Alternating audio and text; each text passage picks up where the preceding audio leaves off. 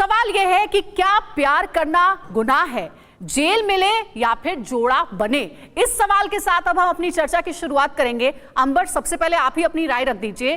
क्या समाज में प्यार करना गुनाह है? क्या इन दोनों ही मामलों को अगर हम देखते हैं तो जेल मिलनी चाहिए चीटिंग के लिए, या फिर इन दोनों का जोड़ा बना देना चाहिए, जिसके साथ जो रहना चाहता है खुशी खुशी वो रहे? देखिए, समाज में सब लोग रहते हैं और समाज की कुछ सीमाएं होती हैं, वो सब पर लागू होती हैं और इसीलिए हमें जो नियम कानून और कायदे होते हैं वो सबके लिए होते हैं। कुछ एथिक्स होते हैं जो हम सबको फॉलो करने होते हैं। प्यार पर कोई भी पाबंदी नहीं है, लेकिन आप किसी भी रिश्ते से नाखुश हैं तो आप उस रिश्ते से बाहर निकल जाइए, उसके बाद आप अपनी खुशी ढूंढ सकते हैं।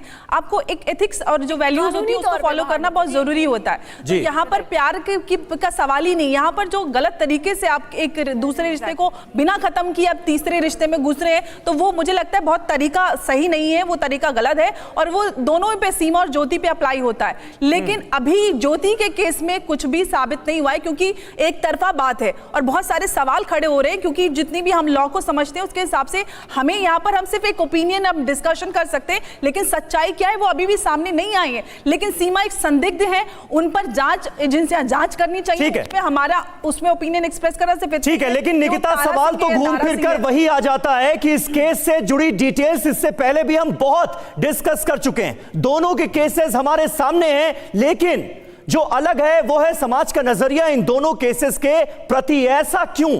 इसके पीछे समाज की कौन सी सोच जिम्मेदार है? यह भी तो एक सवाल है। बिल्कुल सवाल है। हम देखिए, हम यहाँ भी सामाजिक लोग बैठे हैं। निकिता तो मैं एक बार दूं।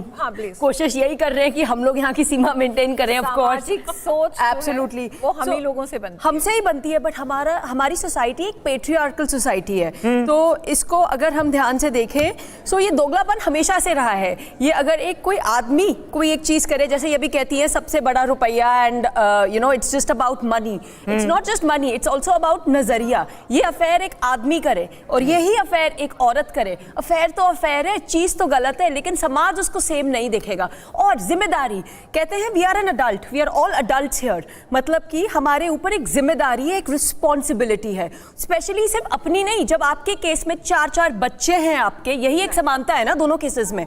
4 बच्चे हैं, उन 4 बच्चों का क्या सफर तो वही करेंगे। माँ बाप जब अलग होते हैं, जब तलाक हो, चाहे गैर कानूनी तरीके से कुछ भी हो, अफेयर हो, सफर बच्चे करते हैं, तो सारा का सारा भार उन पे पड़ता है। आप एक दो लोगों को, और आप रिस्पॉन्सिबिलिटी है, आप उसको इवेट कैसे कर सकते हैं? आपको अलग जीने का हक है, आपको जिसके साथ रहना है रहिए। प्यार में भी कोई डर नहीं है, बट तरीके से, एक कानूनी तरीके से, एक दायरे में, एक तरीके से। आपको मैं चर्चा में लाना चाहूंगी।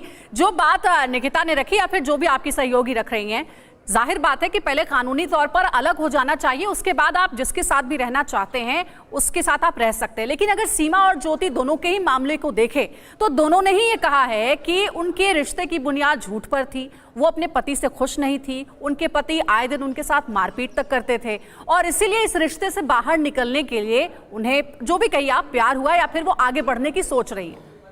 जी, आप बिल्कुल सही कह रहे हैं मैम। आप देखिए, दोनों पहलू को अगर हम जोड़ के बात करें, एक महिला एक पुरुष पे फॉल्स आरोप लगा सकती है। हम लोग देख रहे हैं देश मेल डोमिनेंट सोसाइटी, हम बोलते हैं कि देश मेल डोमिनेंट है, लेकिन जब रूल्स और वैल्यूज़ की बात आ जाती है तब हमेशा एक फीमेल को वर्चस्व दिया जाता है। मेल चाहे अपने कितने भी पॉइंट्स रखे, उसको सबसे पहले कानून के घेरे में लिया जाता है। तो मैं सबसे पहले यही कहना चाहूँगी TV9 भारतवर्ष के जरिए पूरे भारत को कि आप लोग इक्वल राइट्स दोनों चीज़ों में रखें। यानी कि आप ये कह रही है कि अगर ज्योति और सीमा की जगह अगर कोई मेल केस होता, किसी पुरुष से जुड़ा हुआ मामला होता, तो शायद इतनी चर्चा नहीं होती, मर्यादा और संस्कार की बात नहीं होती, बिल्कुल नहीं होती, इसको दबा दिया जाता। आप देखिए समाज सोसाइटी में काफी सारे केसेस है। आप बॉलीवुड से कोई केसेस उठा लीजिए, आप पॉलिटिकल इश्यूज से केसेस उठा लीजिए, कई बड़े बड़े नाम आपको मिलेंगे जिसमें बड़े बड़े लोगों ने अपनी औरतों को छोड़ दिया है।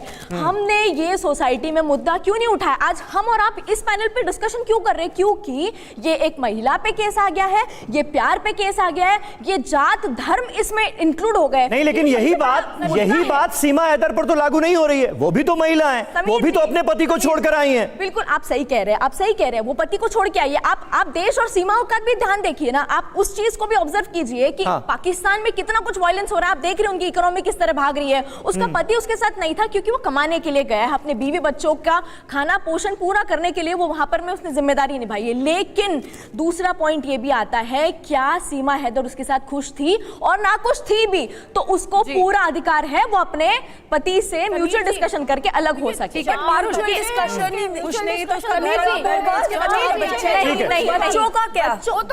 खेड़ा जी कुछ ऐड करना चाह रही है। पारुल जी कुछ ऐड करना चाह रही है, 1 मिनट। हाँ, हम जब भी एक महिला पारुल जी, माँ ने अपनी ममता निभाई है, उनकी परवरिश तो आशिना एक एक करके, आशिना आपको समय मिला, अब पारुल जी को बोलने रखा है क्या कि सिर्फ बच्चे की परवरिश माँ ही करेगी? क्यों हम जब पति चला जाता है तब तो पहले कभी बात नहीं होती थी बच्चे कौन देखेगा? पारुल जी, हम सब फीमेल है, हम सब महिला है, हमें अपने बच्चों को अच्छा रखना पसंद है।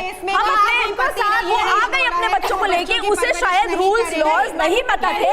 अगर वो लड़की